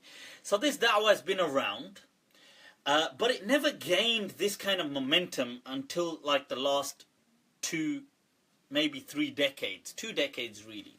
So what changed in the last 2 decades? What changed was the immense funding to this da'wah. It rapidly, radically changed. But it wasn't just the funding. So it's not just a conspiracy theory of saying, look, it's funding and that's it. Right? I think, in my understanding, there were 3 key things. Yeah. One was the da'wah has it has a simplicity to its slogans that is very attractive and appealing. And the simplicity is that they say, oh, they offer a solution, or they claim to offer a solution that is apparently simple. So they say, look, forget all these differences, Quran was Sunnah. And it sounds nice. Okay. That does sound very, so what do we follow then? It's like if I said to you, like imagine imagine I was a lawyer and you had an opinion on something, or you were stuck in something. And I say, look, don't worry about that. Why don't you just pay attention to the law? So you'll be like, oh, what? Okay, so what was I paying attention to? So you get this assumption that, okay, so what I'm doing was not that. Why else would you make this contradistinction? So people say, don't worry about these opinions. Let's just go back to the Quran wa Sunnah. That sounds nice, appealing. It sounds attractive. And to be fair, culture sometimes has done people's head in. So this cocktail that you've got there of people's struggles and the simplicity, or a kind of mirage of a kind of simple solution is appealing. Okay, so that was definitely one thing that I think is incredibly powerful. The other thing is funding. That they definitely had, to be fair, the Salafis are probably the only, one of the only groups that really realized that, damn, we need to resource this stuff. That I have to say that they really, on that thing, they met matter with intelligence. That they realized what makes the world go round. So you've got to put in the cash, okay, if you want the results. And they flooded money into their, like, offering grants, offering this, sending free literature. And the third thing, which was really, I have to say, seriously, I think the Salafis, if I could totally rate them on one thing, which I have to totally say, you know what? I have to say, Wah! You killed it, you smashed it, right? 100 marks on one thing that if I was to rate the Salafi da'wah on, right? Seriously, people, and I think the rest of the Muslims, it's such a disappointment they didn't learn from this, right? The Salafis smashed it, absolutely, when it came to the vehicle for their da'wah, the vehicle that would carry their da'wah.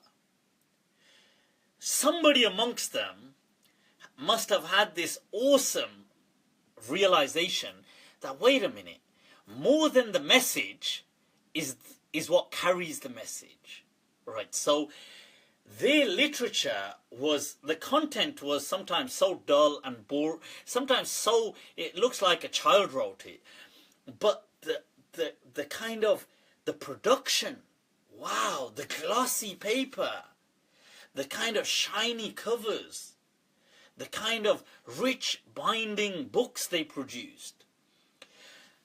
They realized that whatever the medium is that carries the message has to be slick.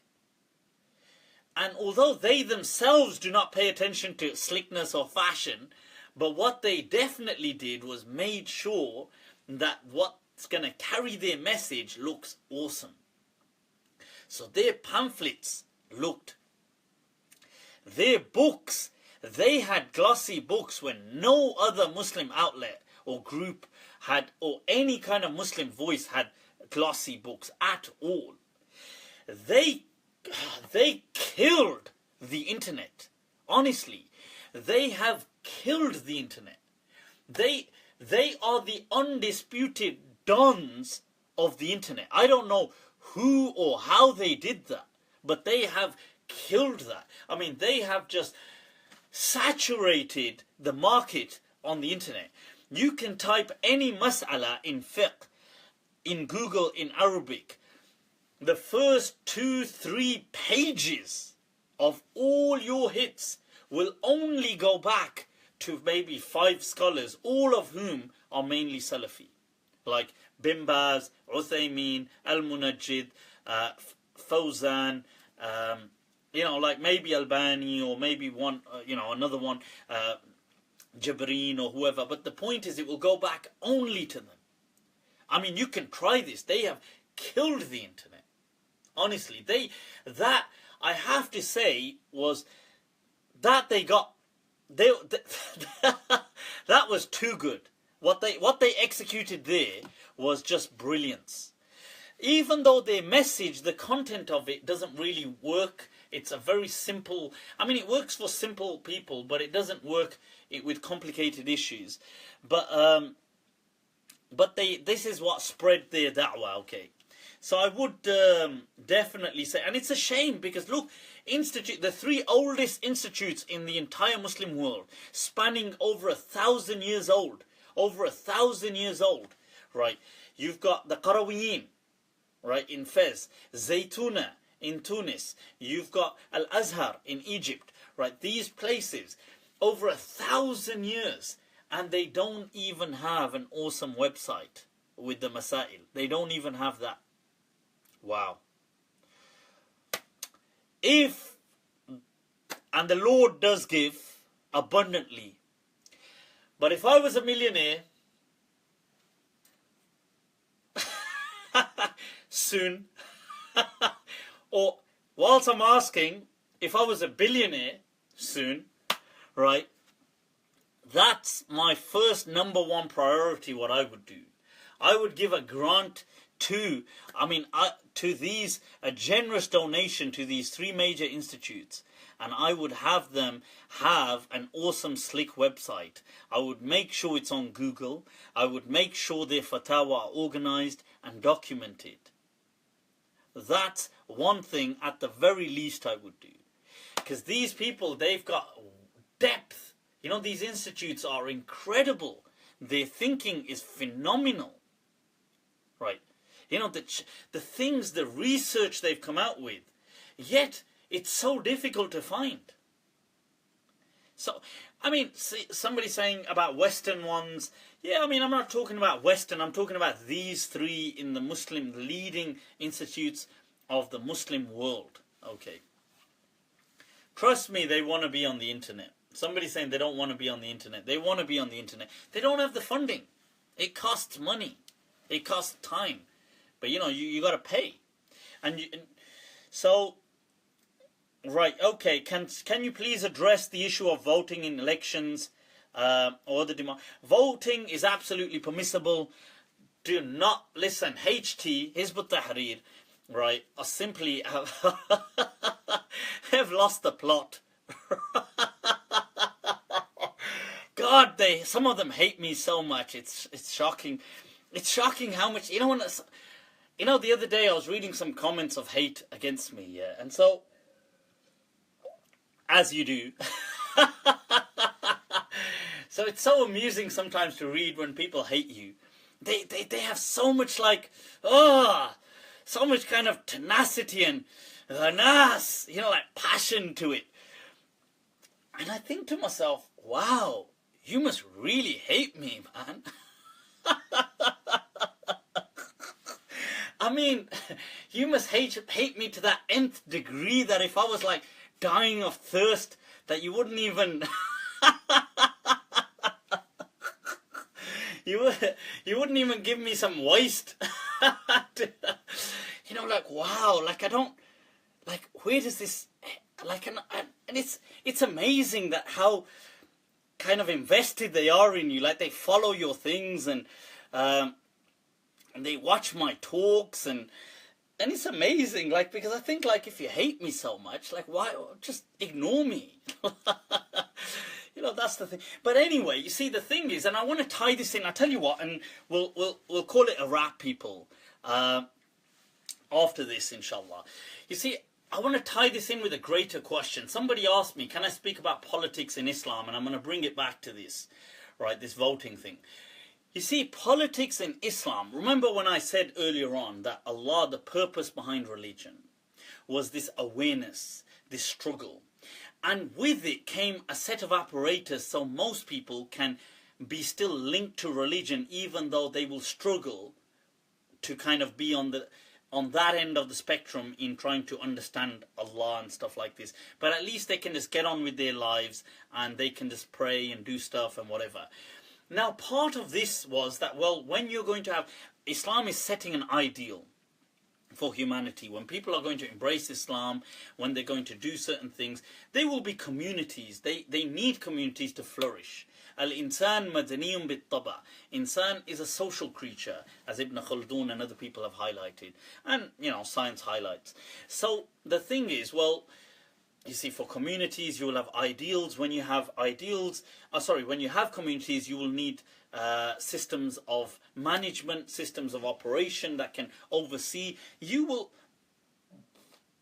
to some extent, need governance, dynasties, empires even maybe. The three universal things that, that have always been kind of lead to the unification of humanity have been money, empire and religion.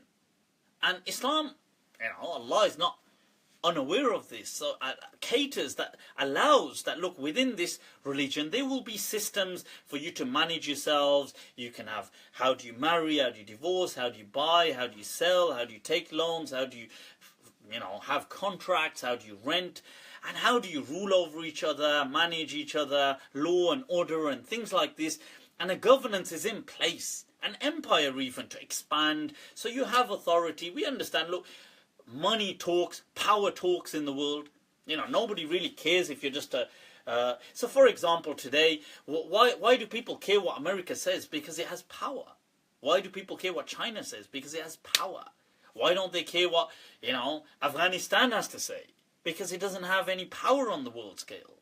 So power does matter. So yes, Islam sets these things in place. But what's happened is some people along the way forget about the main key message. They've become obsessed with these kind of things. Governance. And so for governance there must be a ruler. So there must be a caliph. Right, and so there must... we haven't had a caliph in that understanding of what people are calling for after the rightly guided era. So after 30 years of the Prophet having passed, by that understanding, a dynasty began. The dynasty, people say, okay, with Muawiyah radiallahu an, it was the first of dynasties, and he was the best of kings, they say, of the Muslim kings ever. And radiallahu an, but since his time, so for 1400 years, we've never had this system. So why do you think it's going to suddenly emerge? So some people dedicate their whole lives to this. We need to establish this, we need to establish this, we need to establish... And then they become obsessed, and now because they've built their life around this, when you tell them, okay, where does it say in Islam that we need this? Right? I don't believe that there's an obligation. There's nowhere in the Quran that it says that we need a caliph. We need to deploy that. Yes, it speaks of certain things because it addressed and described their time. Once Islam expanded, in fact, it would be impossible today to have one ruler. It would be impossible. We could have a kind of democracy. We could have a kind of council like the OIC. You could have a kind of like a confederate of different Muslim countries and stuff like that. But you couldn't ever just have one person ruling today, the Muslim. Can you imagine? I mean, how would that even happen? That would just be pure tyranny. Nobody would even accept one person. I mean, who would you accept? What sect would you accept? How would you, what country, what race? Who would accept that? So the point is, look, so these people become obsessed with this, and then because of that, they try to say, well, any other democracy, any other method is unacceptable. That's not true. One of the legends of today, a great Mufti and amazing Maliki scholar, Sheikh Muhammad Walid Hassan Ad-Dadu. Some people spell his name as Didu, but I've spoken to him personally, and when I asked him, he said it's Dadu. That's how he actually, it's the name of his ancestor, but he carries it. Muhammad ibn Hassan Ad-Dadu. Now, he is a legend, people, and he actually has a clip on YouTube speaking about democracy. It's very traditional, he doesn't look modern either, in case you're going to say he's modernist. He's not, and he's actually very respected all around, even by people like Salafis. He highlights very clearly as well that, look, democracy is not haram. Okay, democracy is just choosing, like we choose amongst ourselves, the right to self-determination, the right to having... These are values that are compatible and they synthesize with Islam. Okay? Right, so that's just to clarify that, okay? Now, I understand some people are going to... If you spent your whole life being obsessed over one notion, then obviously... by somebody trying to take that notion away, it's going to destabilize your whole life. How are you going to find meaning? So I can understand people becoming insecure, or HT becoming insecure. But look, sorry to, burst their bubble, people. But look, with all due respect,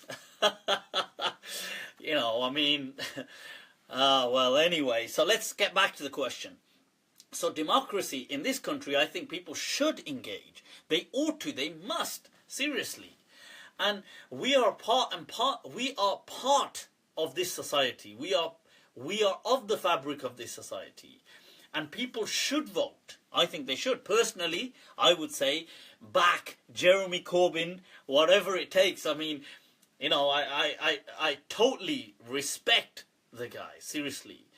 Utterly, from my heart, I respect him. He's an amazing, to me, look, I don't know what, Allah, they say Allah, ya'lamu sara'ir, what's inside, Allah knows, but to me, the man is a man of principle. He stood against wars from the 70s. He was an activist. He's not a Muslim, but he has values which put, the humanitarian cause up front. He fights for the struggles of the common person, and I think that to me is that has my vote clearly. But I mean, look, whoever you vote for, but I would obviously say I think we need to empower the people and not this bloody just these Tories going on with their nonsensical, just kind of only looking out only for the rich kind of thing. So anyway, but people should get involved in voting or in democracy. They shouldn't think, and what shouldn't stop you is religion, because that's just a misunderstanding of religion. Okay, so that's what I'm going to say, inshallah. Okay, so right, people, with that, so I may have annoyed certain people, but what the hell. A quick question: if you're distracted during your salah, is your salah invalid? No, it's not. I mean, as long as you know you're praying, that's the main thing. Okay, so cool. Right, shall we call it? Does dua really change destiny?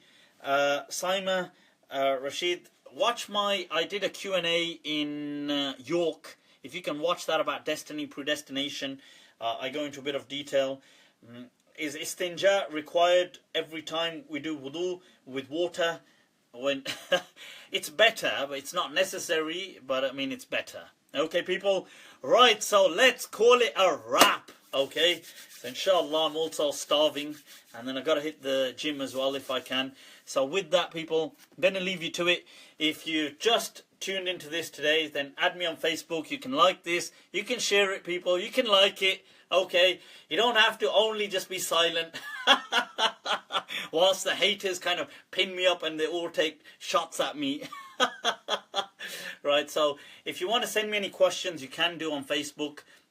If you're on Twitter, you can add me at the same handle, Mufti Abu Layth. If you're on Snapchat, you can add me on Malm 2014 MALM 2014. You can send me your questions. I do try to respond as much as I can, inshallah. Right, so inshallah, with that, people, take very good care of yourselves. I'll catch you next week. Walillahi alhamd. وآخر دعوانا أن الحمد لله رب العالمين. السلام عليكم ورحمة الله تعالى وبركاته.